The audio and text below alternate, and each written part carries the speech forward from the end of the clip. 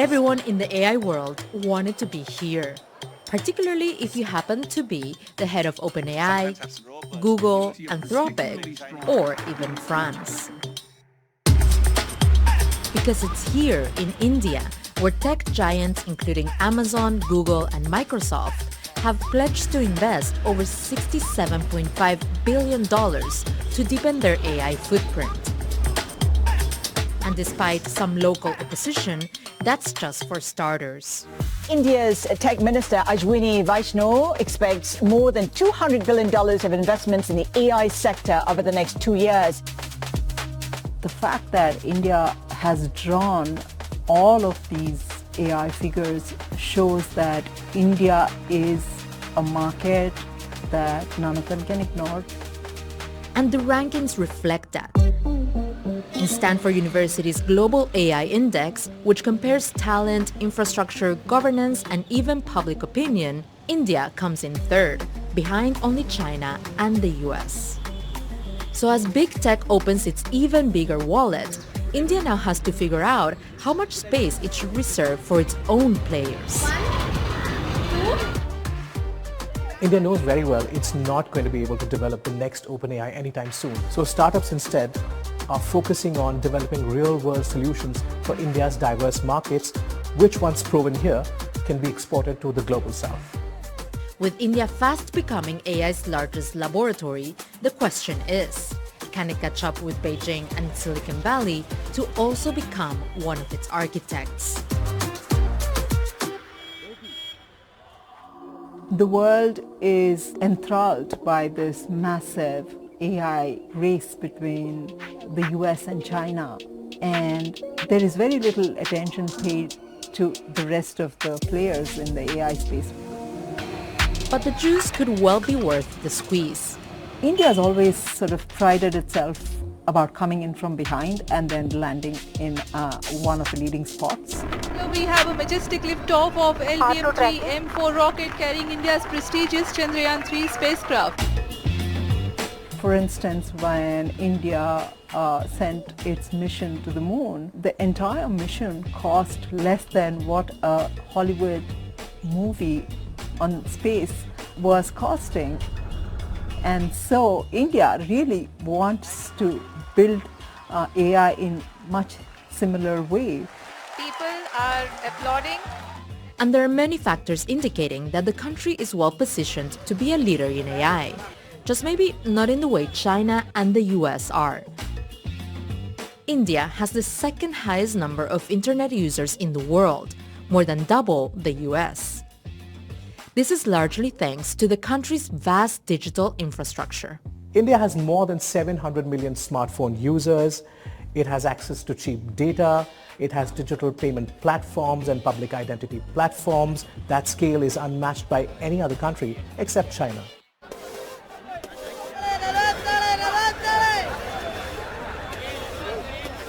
The data generated by all of the Indians using their devices is massive. And that is a gold mine. There is not any other country that can generate this scale of data. You know, China has been cut off for the Western companies for the longest time. So it's really now only India with over 1 billion people that can generate that kind of data. Big tech companies have been competing to harvest this data, with some even offering free subscriptions to their AI chatbots in India. Whether it's OpenAI's model or Google's models, a lot of these are running out of human-generated data to train their models. Where is the next wave of human-generated data going to come from? It will come from countries like India, because the more Indians that use it, the more AI training data will be generated, and that will refine these models much more and make them so much better.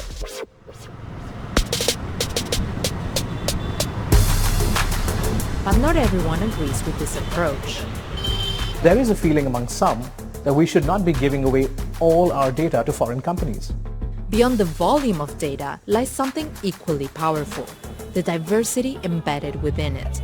And this is what makes India so valuable to foreign AI companies. India is the world's most populous country. It also has hundreds of languages. The economic diversity and the financial diversity of this country is also unmatched. According to the country's latest census, India has at least 121 major languages.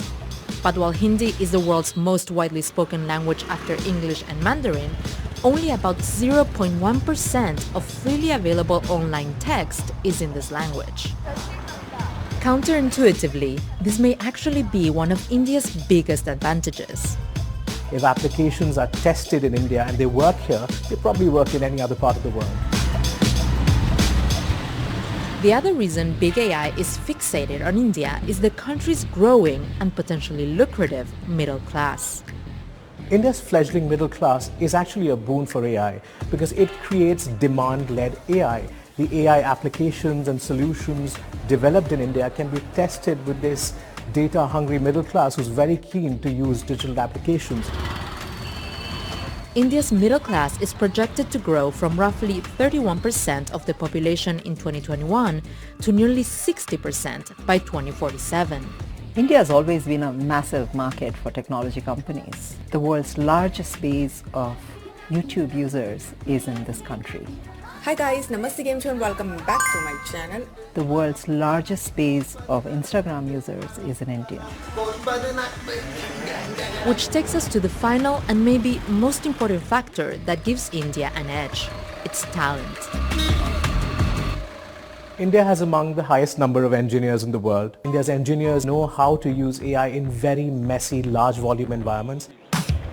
According to some estimates, India produces around 1.5 million engineering graduates every year. That's equivalent to the whole population of Dallas or Milan.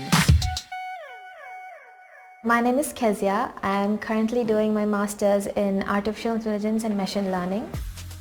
AI field, AI engineer, all these jobs, they are very much like an eye candy, I would say, to young people these days. Now, the idea that they can learn and understand and at times even reason with us, such a thing was very curious to know, and that's when ChatGPT also happened. So that's when I was like, let me hop onto this industry as quick as possible.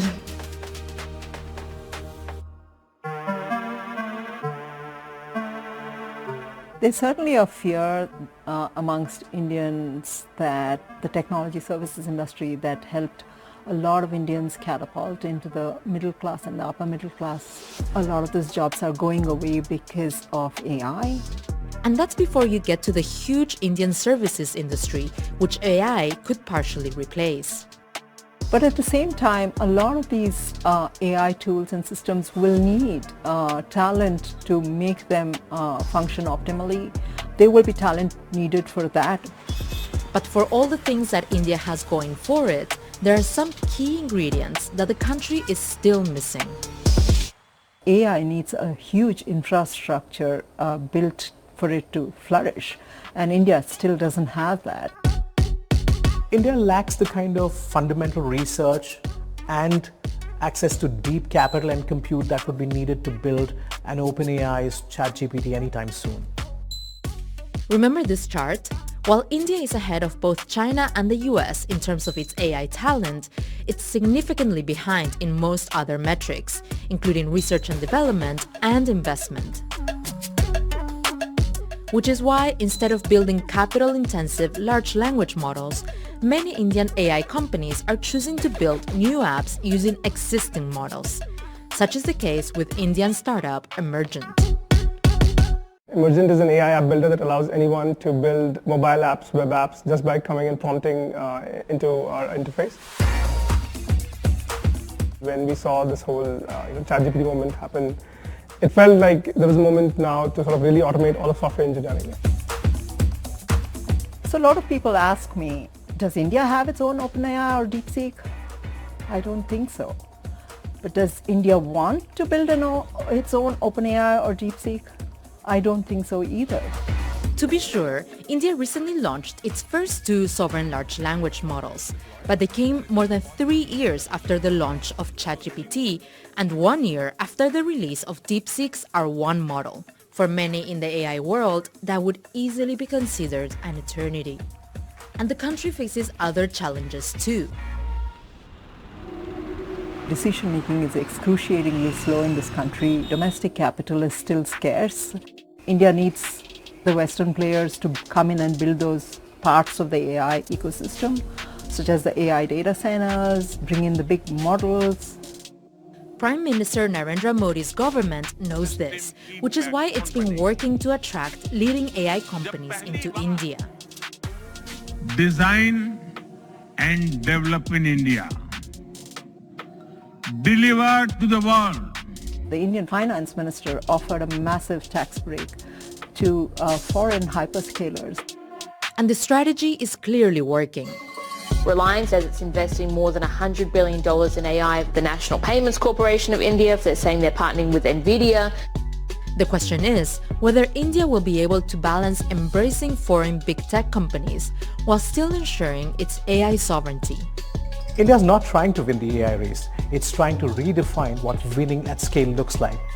Whether it can make AI work in healthcare and education, but will make them very contextual to industries. And that could be a model that then gets easily transported out into the world. And I think that is what India is hoping to do.